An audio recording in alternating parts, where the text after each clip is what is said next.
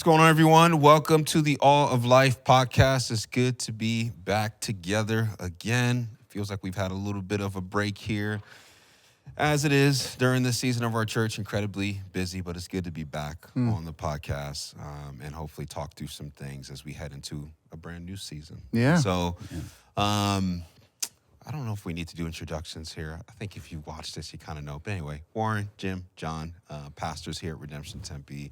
We use this podcast to talk about all sorts of things, all areas of life, talking about how Jesus and his lordship and all he's done implicates every single area of our lives. And so I'm going to continue that today. But as we do here on the All of Life podcast, what we start with is what's on the top of our minds. And so I'd love to hear from you guys. What are some things top of mind today, May 12th, 10:43 a.m.? John, I think customarily you're the one who starts us with this, so go for it. Top of the mind. Yeah. Well, now I'm thinking about you guys not eating breakfast and stuff. So we just talked about what we had for breakfast. And let's see here. Top of the mind for me is I love this season. Yeah. And there's a lot of like really exciting things happening in this season. So even just this week, we've got a lot of stuff for our boys. We got championship basketball games. That's cool. Jonah's birthday is this week on Wednesday. And then got some weddings. Yeah. Weddings are always fun. And it feels like it's a really fun season. Absolutely. So I've been thinking just kind of about this week and got a lot to look forward to. Yeah, no, I can definitely relate to that in a lot of ways. And I think, I think May still catches me by surprise every single year, it's right? Crazy, Because it feels like a sprint. Yeah. Towards the end, I'm like, why are we doing all the things? And then June comes and it's 110 outside, and you're like, oh, okay. I get why we needed to get everything done in May. So. May's a sneaky month. It is, man. It is. Kind of think you're going to like ramp down into the summer, and it always ends up being like one of the busier months. Just everything hits. It's because it's the milestone season. Yeah. Where other people are putting things on your calendar, like weddings, graduations, those sorts of things. So you can plan all you want to not be busy, but, you're not going to just not show up to someone you really loves wedding because you're just wanting to watch baseball or something. Dude, totally. And Arizona just has like the reverse winter effect, is what I call it. Like when you're on the East Coast, I remember during the winter months, there's nothing planned. Right? And it's like here, we obviously don't have a winter, but we have a very intense summer, and there's like nothing planned. So actually, if you look at the famous literature that tries to like compare life to seasons, like this part of your life is like a winter and so on and so forth. For years, I tried to read this stuff and I just felt like this is unintelligible to me. Yeah. Until I started thinking of the way that they described a winter as our summer. Things slow down, you stay indoors, you get reflective, there's an isolation that comes with it. It's really that what we have in the summers, we just have like a scorched winter is what you could call it. Yeah, man, and I think that's what makes it harder to accept. Because you're like, it's summer. And I think we've been shaped by the other people and writers and songs that actually do have an actual summer, And so we're like, oh, this should be enjoyable. And it's hot. It's like the sun is out, but it's like that sun will melt you. Yeah. So anyway, I guess that is part of my top of mind too. So speak to it. No, I think what John was saying, I really can connect with. I think it's just the reality of how much May just feels like whiplash to me each and every year. Yeah. I'm like, why am I so tired? Why am I so busy? And it's like what you're there are these milestone moments that happen. There are things put on your calendar you didn't plan for. And it just catches me by surprise each year. So yeah, I think what's on the top of mind for me is this idea that we don't have to follow our interests and our affections. Yeah. We can cultivate them. Yeah. You can cultivate your passions. Yeah. You don't have to follow your passions. And so I always like to test this out and pick a few things that I don't particularly enjoy. Sure. And just try to say, can I cultivate a deep interest and care about this thing. Yeah. And so baseball's my thing this year. Come on. Doing a whole summer of trying to see the glory of God in baseball and learn to enjoy the sport. And so I'm like 3 weeks into it, and I already can just like, watching a baseball game is worshipful to me. You like it? Yeah, I like it. I love it. Baseball's a good sport, man. Why you sound so surprised at that, man? I'm getting offended. I'm like the was biggest always like, baseball fan here. Oh, I know I've you been are. getting killed for baseball. Being a baseball fan for years around here. Baseball's a great sport. Now Jim's making now you have an ally in the baseball. But I think, honestly, the reason I didn't like it, I was really thinking about it. I was so into baseball until about age 10, 11. And then the strike happened. Yeah, 1994. And it was the first, I guess I must have been 12 then. It was the first moment as a kid where I was just totally disillusioned by sports. Totally. Yeah. As me and my family, like, we did not have a lot of money, and all the millionaires were refusing to work, refusing to let me have a summer of baseball. Yeah. Because they wanted more millions. Dude, that strike did a number on the sport. They lost a lot of fans because of that strike. Yeah. Well, then it was like the Suns had just gone to the finals, and so it's like, all right, I'm out. Basketball's my thing. Yeah. And it's kind of interesting. Like, it's come full circle because the Suns are out and now baseball's the Suns quit on us. Suns are out. So But going to a baseball game is great. I really enjoy going to baseball games. It's different than basketball. Yeah. I feel like at a basketball game you can't really talk, or you have to be like locked in, you know? Right. But baseball is like, it's an experience, man. That's where Jordan and that's where we had our first date. Yeah? It was at a baseball game. Wow. Yankees and Diamondbacks. And I was so presumptuous. This is like the youthful, ignorant me. It was like I bought her like a Yankees t-shirt to wear. What? On your first date? First date. Wow. First date. But, you know. Well, she knew what she was getting into. Exactly. So cool, man. Let's do this. So we are transitioning. We kind of named this already. We're about to get into the summer here at Redemption Tempe. And if you've been with us over the last, 5-6 years or so, I might be overshooting that. But we usually shift into a season that we call Worship and Wonder during the summer at Redemption Tempe. And so this year, we are shifting into the season again, but we're doing it with a bit of a twist here. Bit of a twist. And so, Jim, why don't you talk us through, and we could even just have a conversation around what's the major change this year around the season that we're entering into, why the shift, and then we'll get into a bit of what we can expect. Well, we're calling it Worship and Wisdom this year. Boom. Not just Worship and Wonder. Yeah. Some of the reasons for it, first of all, Worship and Wonder, the way that we had described it was kind of redundant. Yeah. Basically, we were saying we want to encounter God in all of life. Yeah. We want to be filled with worship and awe and wonder towards Him. And so it was a little redundant. But the other thing we realized is that every summer we were calling people. Summer tends to be like this time where people are really reflecting on big questions of life. Yeah. And we were calling people to make those decisions with biblical wisdom, to cultivate wisdom. Yeah.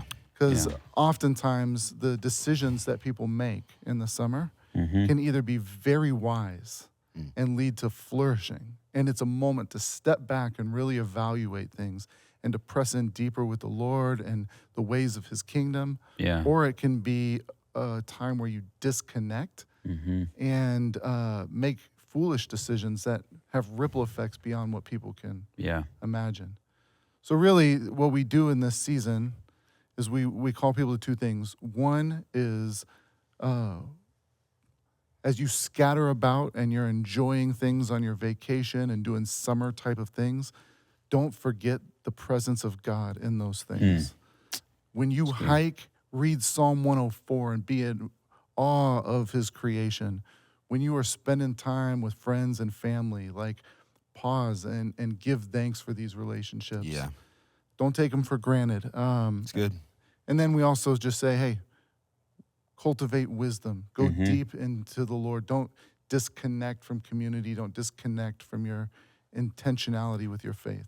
Yeah, so that's good. That's what it looks like. That's good. That's good, man. So, I think the wonder aspect, that's being wrapped up into the worship. Yeah, we're not losing it. Yeah, very simply. Like, we just said the same word 2 times. Now we're saying it 1 time. Yeah, because there's some people like, oh man, like, are we supposed to lose our sense of wonder? No. I used to like to wonder during the summer. Yeah. Like people wonder where wonder went.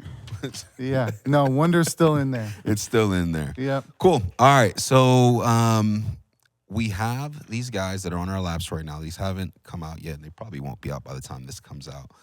But on here are some of the practices that we are encouraging people to engage in, to really celebrate and engage in this season well. Yep. So I think you have something to prepare for us. Yeah, We're going to talk about some of these practices. Absolutely. And so, yeah, how are we going to do it? So basically, what you'll see on Sunday is that we'll have a list of these practices. Some of them are practices to cultivate wisdom and for all of life. Some of them to worship God in all of life. Yeah.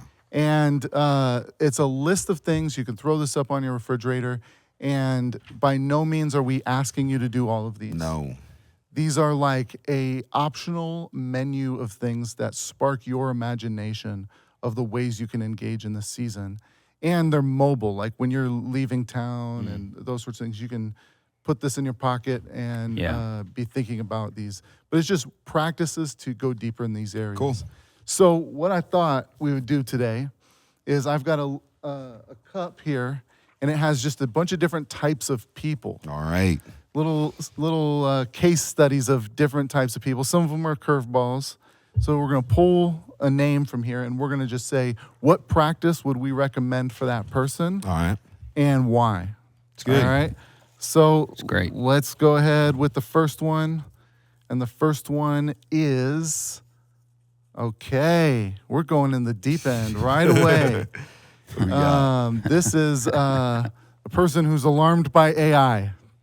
Okay. They're reading everything about artificial intelligence and teetering between awe and anxiety and wondering what this means for their life, for their work. They're both have a sense of dread and a sense of interest in AI. What practices would we recommend for that person?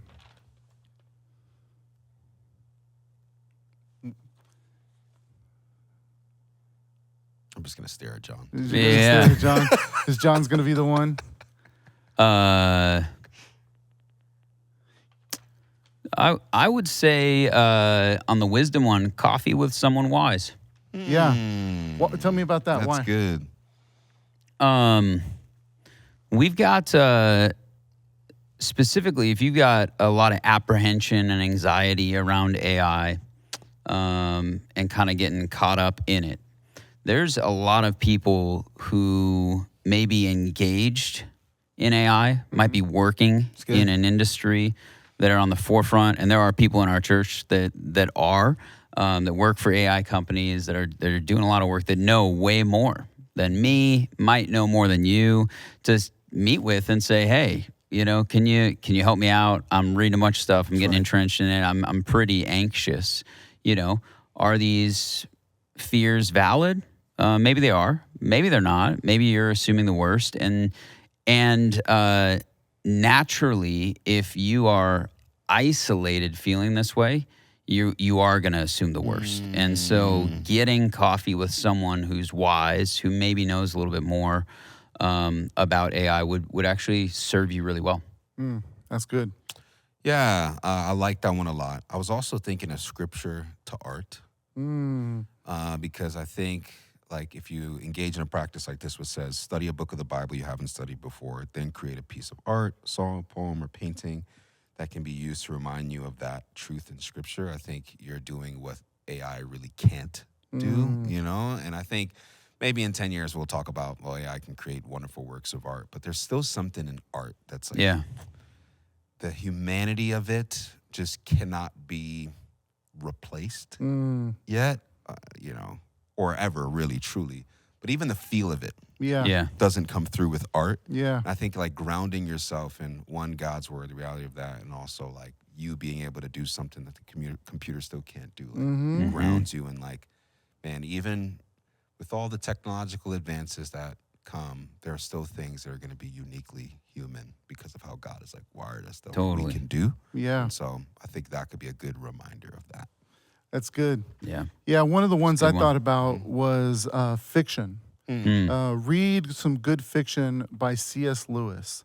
In particular, what I have in mind is the Space Trilogy, where C.S. Lewis imagines what it would be like if you traveled through space and there were other planets where there was some redemption story playing out in different ways, and some creation story, something like that. So there's 3 books, and I think what it does is it gets you to step back a little bit and deeply reflect on the way God works in complex things, and the way that he is just above and deeper than even the things that can kind of feel constricting in our everyday life. All right, let's do another person. That's good. Yeah, all right. This is good, man. All right, let's see here. We have the next person is the lonely loyalist. Their close-knit community has scattered. They have some good friends who've moved away, and now they're wondering where they can find connection again. Lonely in the summer. They stick around, but their friends don't. What do we have for that person? I mean, one on here that could be helpful, especially given the description, is if all their friends moved away, doing a trip, travel as pilgrimage. Yeah, that's good. And go travel to see them, and go be with those friends that you do miss, and use that as a real formative trip where God meets you through deep friendships, and that's not going to replace the friends, but it could be a really powerful way to reconnect with them and invite Jesus to meet you in that.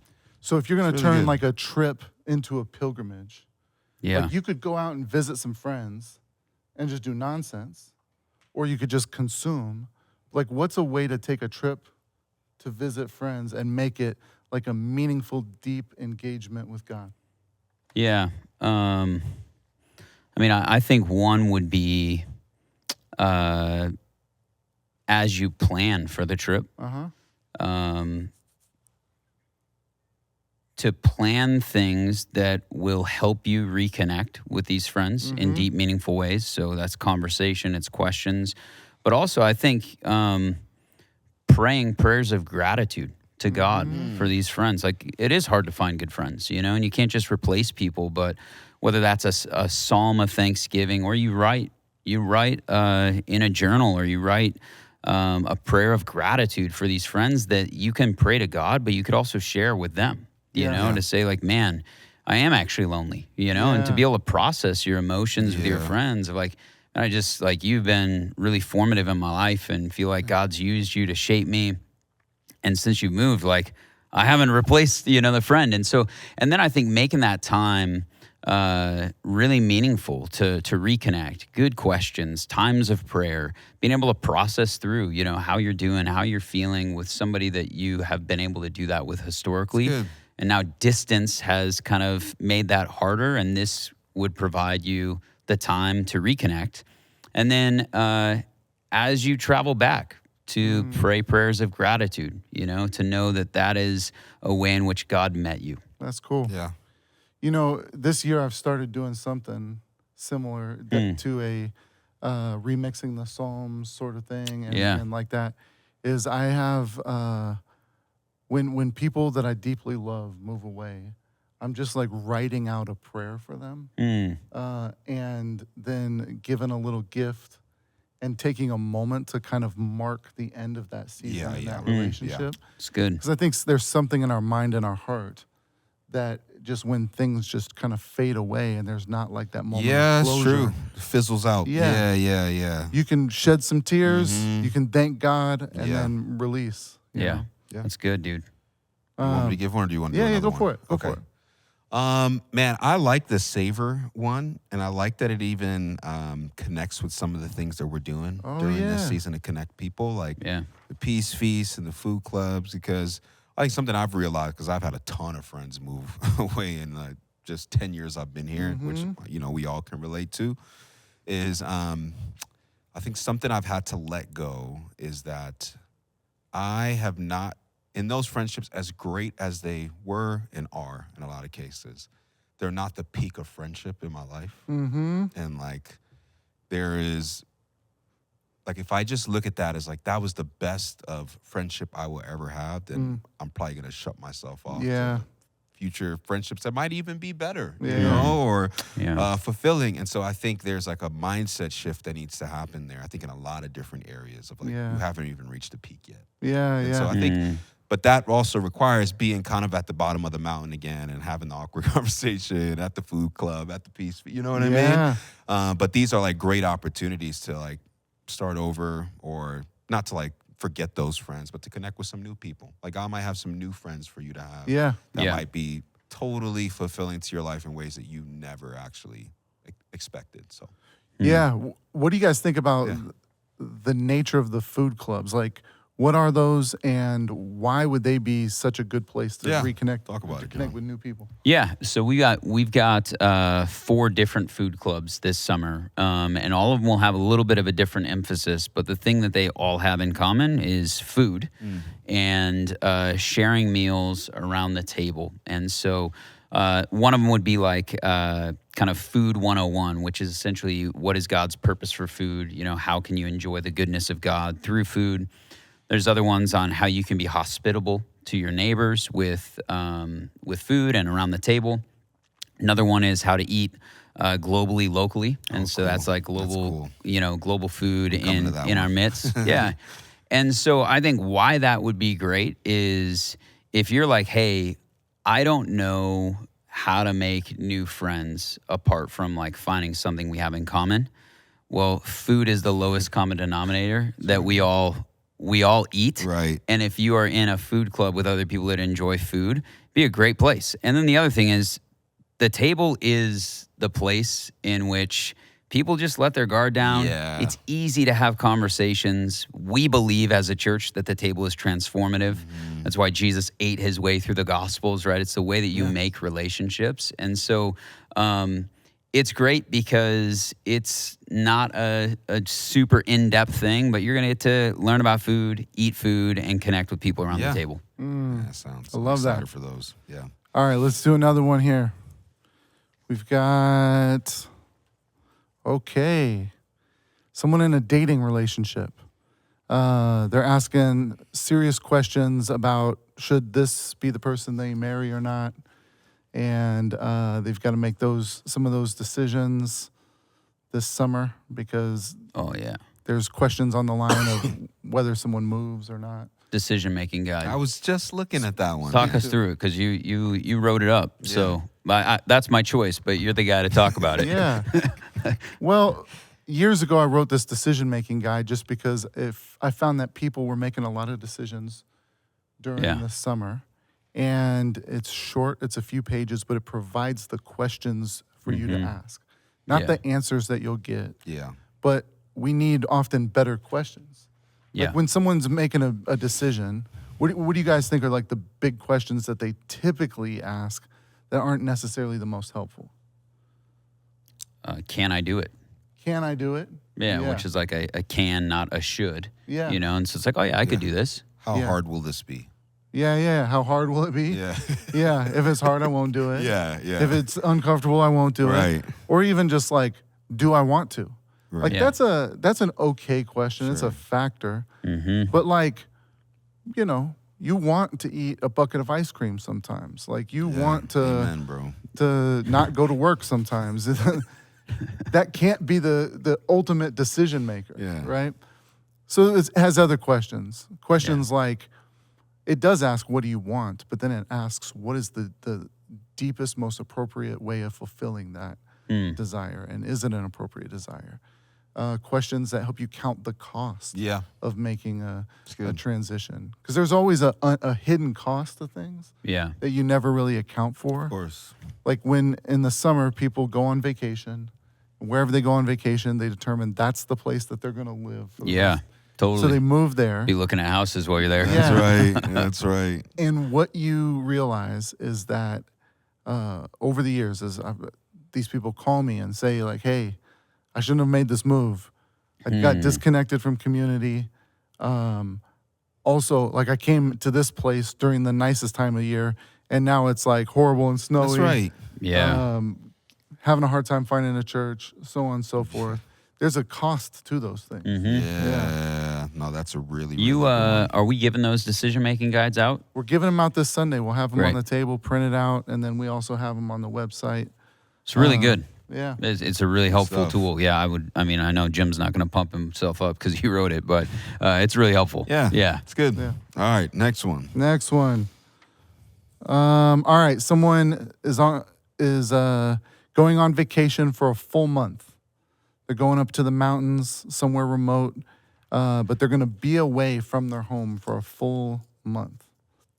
Not everyone has that luxury, but some do.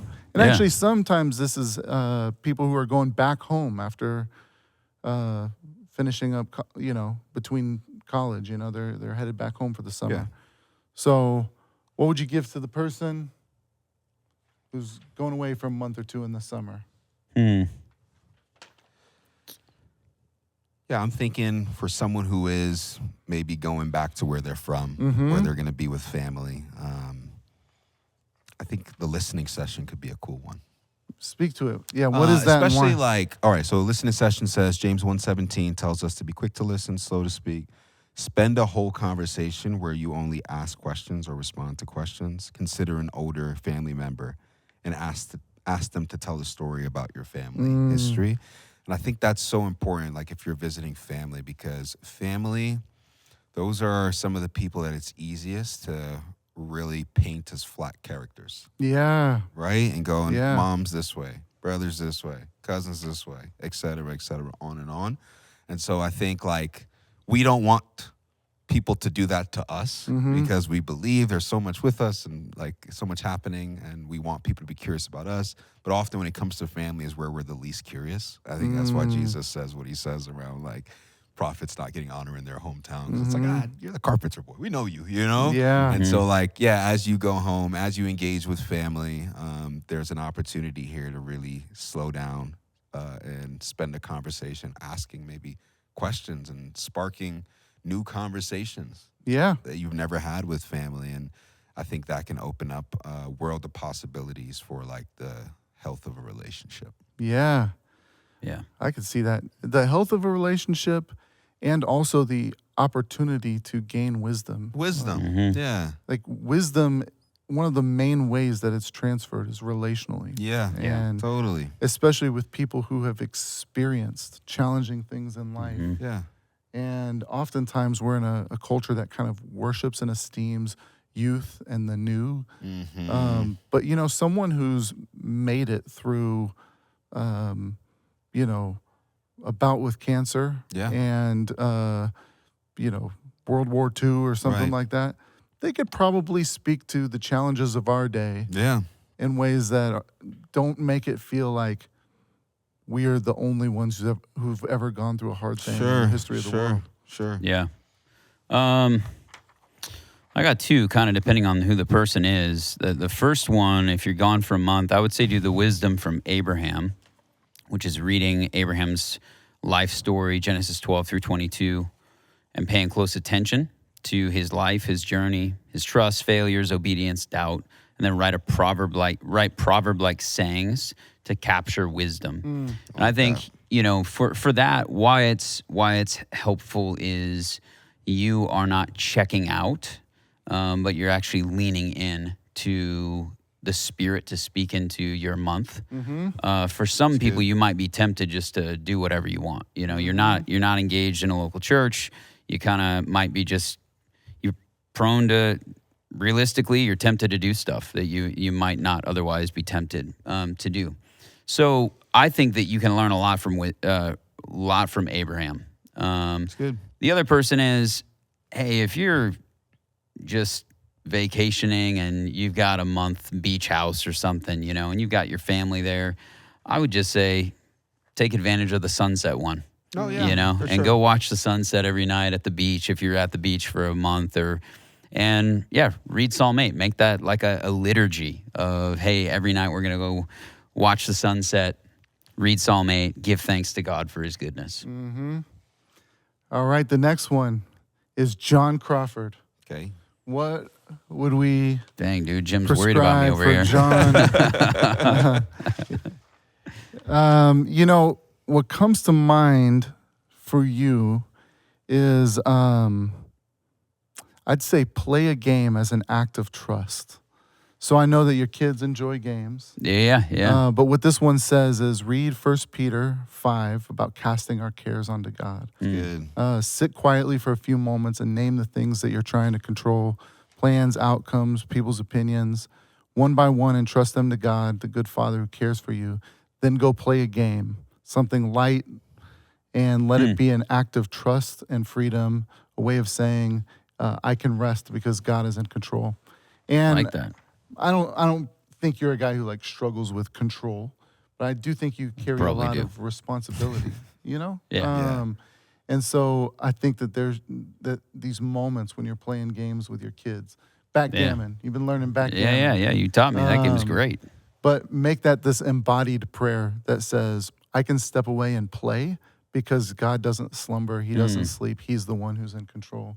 It's good, man. Yeah. What would you recommend for John? Fiction. I don't know how much fiction you read. Do you read a lot of fiction? No, right? That could be fun. You know what? Yeah. Read some good fiction. C.S. Lewis, Narnia trilogy. Right, you guys are prescribing for me. I will do both of those. Hey, here we go. Come on. Let's go. It's good. No, I've been actually, I don't want to hijack the con. No, go I've for been it. reading a lot of like memoirs and like stories and stuff. That's like cool. the Endurance, the Shackleton, So I could read a fiction book. Yeah. Yeah. Cool. Yeah.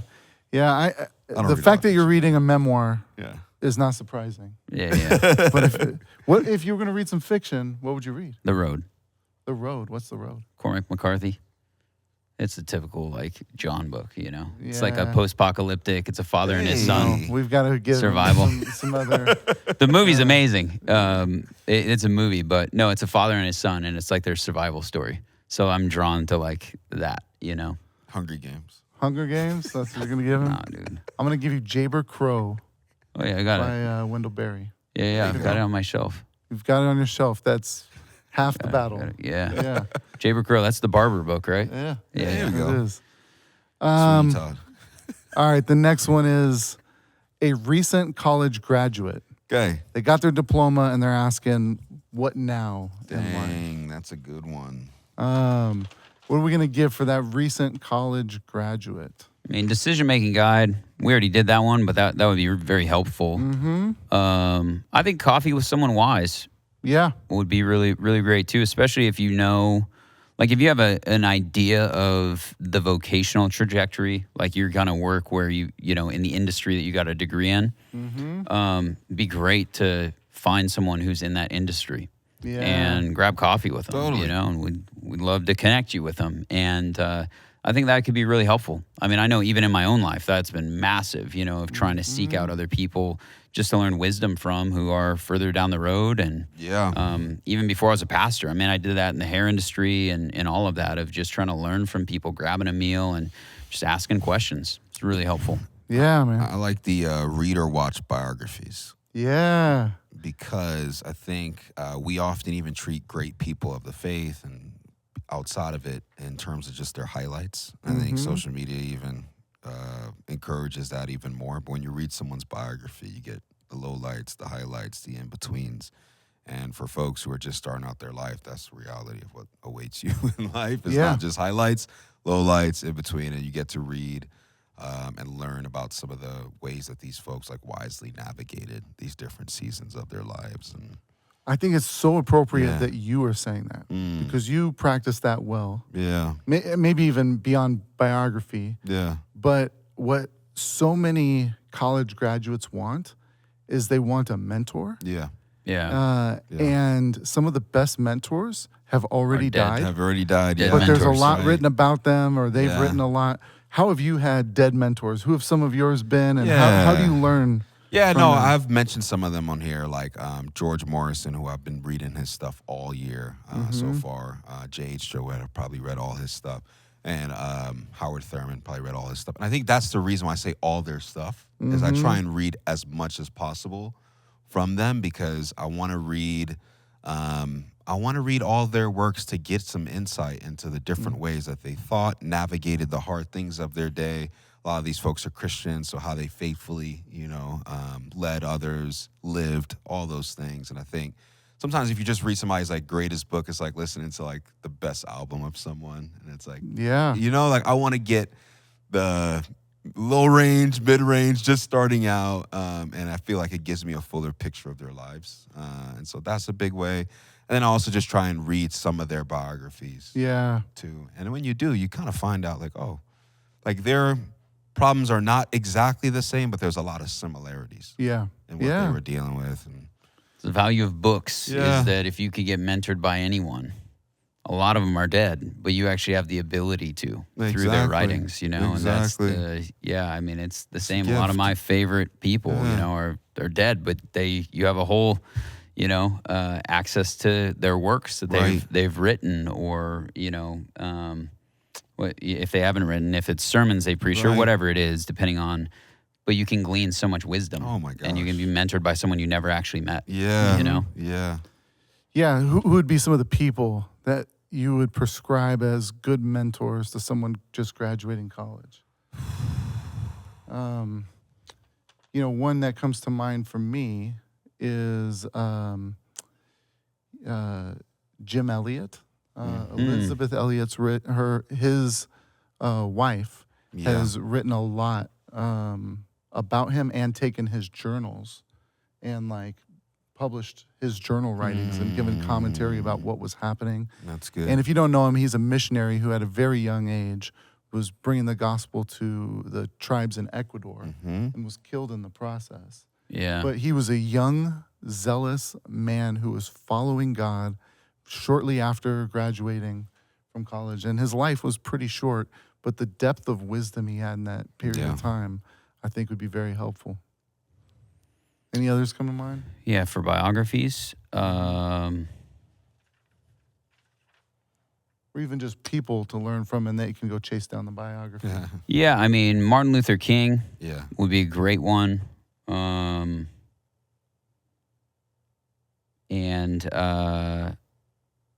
Bonhoeffer. I know we did the Bonhoeffer stuff, but his biography is incredible, and just there's a lot that you can glean from. If it's not a biography and just someone, Andy Crouch's stuff. There we go. For someone that's a college grad done. He's got a lot. He's got a lot of really helpful really stuff. Good stuff. Yeah. That's good. To the college graduate. Who do we have next? Do a couple more? Yeah. Okay. We got the exhausted juggler. They can't afford to take a break this summer. They have bills, deadlines, responsibilities. They're not even going to get out of town for a long period of time. They kind of resent the fact that everyone's talking about scattering and going on vacation. For that person, what would you recommend? It's good.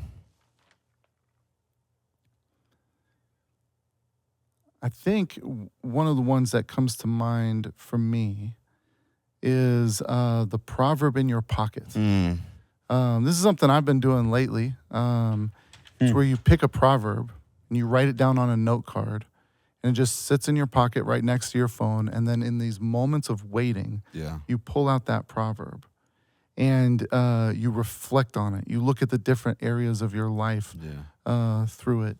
And it's what's really sweet is that proverbs are meant to they're meant to be slowly, reflectively engaged. These short, pithy sentences that you're supposed to marinate on. And so just throughout your day, you can just pull it out. It's not requiring a ton of time to sit down and do everything. Like the one that's in my pocket right now is the mouth of the righteous is a fountain of life.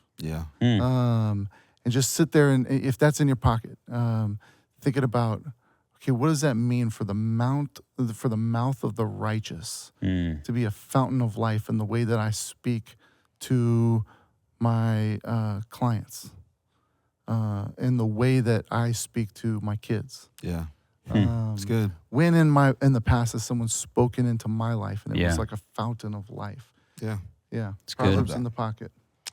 Yeah, I also think I'm glad that you named that because I think this is a reality for a lot of folks this summer, with just where things are at for a lot of people. And so, like not everyone would get to travel and can afford that. And that's a real thing. And so I think also slowing down doesn't need to happen somewhere else. It can happen in our very own city. There's a lot here that's like beautiful. And so like I like even when I think about savor, that might open up your eyes to like if you think about the food clubs and what we're talking about some of the things that might be really beautiful and great around you that you might overlook, right? That's great. Street art prayers. There is beautiful street art in parts of our city that might be overlooked. You know, the sunset, that happens every night, you know? Totally. And like, I think there's like these moments to even slow down. I know it's hot and it's like, that's where everyone's minds goes to first, but it also cools down later in the day and you can do stuff. But yeah, like I think there are all these moments to slow down right here in our city and see God's beauty all around us. That's so true. That's so true. I would do the gratitude gallery. Yeah. Mainly because most people are on social media in our church and you're going to see everybody else's photos. And so one of the things to guard against is if you already are like, I'm not getting away, but everybody else is, it'll guard you against growing bitter and resentful. But also it's going to make you reflect on how God has been gracious to you throughout the year. And so I would say we do this in our home, cast it onto your TV. That's good. Right? And put the photos and scroll through. And from January to now, like, give thanks for the ways that God has shown up and provided for you. And if it's moments of rest or if you got a vacation earlier in the year, whatever it is. Yeah. But it's that's a really powerful one. I love that. Every time I do it, I forget. I forget of like the moments throughout the year, but they're captured in my phone, you know, in the gallery. And so that'd be a really helpful one just to give thanks to God. It's good. All right, we got one more? Yeah, one more. All right. It says Warren Williams. Oh, shoot. What would we give to Warren Williams? Immediately, do not say hike because I'm not going to do that. Yeah, that's true. Warren historically has seen little house cats and thought they were mountain lions on hikes. All right, I've got a few. Okay. One is I know that you're learning the guitar. Yes. And, we have this one that's worship through the ages. And so it's make a playlist of worship songs from different periods in history, all the way from like Reformation era songs. Sure. 20th century, 1990s, like a song.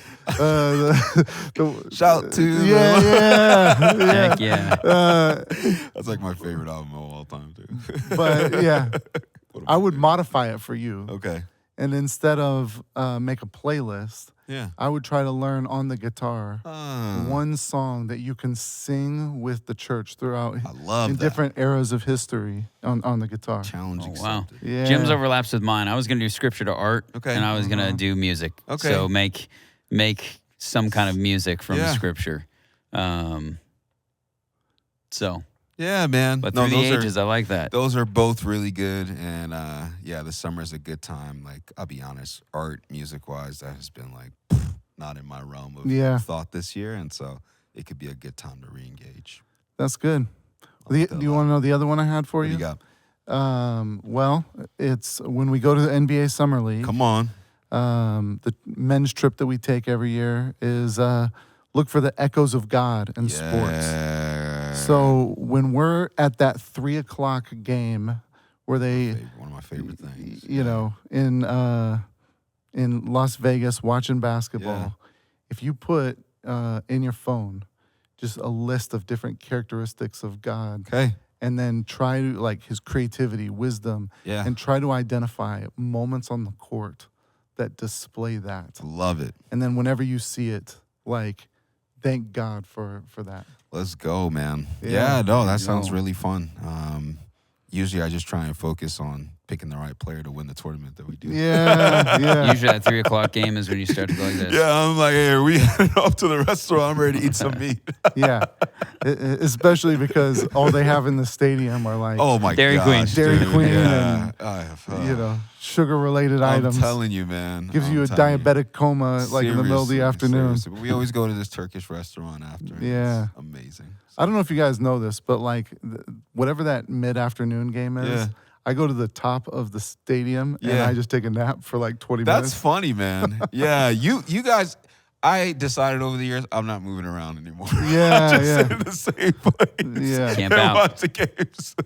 They're like, there's this great game happening at the other gym. I'm like, that's really Especially good. I'm glad to hear from you guys. You get good seats, you know. Yeah. So I'm excited for that, and man, we are excited to engage this summer, man. We know God's going to work in some beautiful ways all around us as we hear, as we scatter the different places we're going. And so, we invite you guys to really engage in this season of worship and wisdom. Well, let it be a season where you are encountering the God of the universe through his creation and also just thinking wisely about all the different areas of life wherever you are. And so more to come on this season. We're going to talk about our Abraham series and other ways for you to engage. So just stay tuned here and on Sundays.